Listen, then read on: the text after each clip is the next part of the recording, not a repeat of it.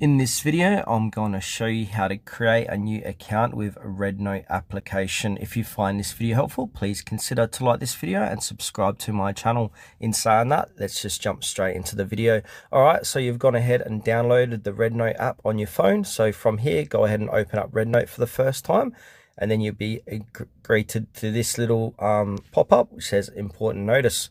Welcome to use Rednote. Through the user agreement privacy policy, we will help you understand the service we provide. So have a read of that and then click agree or not agree. If you click not agree, it's gonna not allow you to continue. So it says here, allow Rednote to send you notifications. I'm gonna click allow. And now from here, you need to choose your date of birth. So I'm gonna pick my date of birth. All right, then I'm gonna hit next. And then it will say login or other login methods. So you might be wondering, there's no spot here or no button to click to create an account, but what we can do is click on login.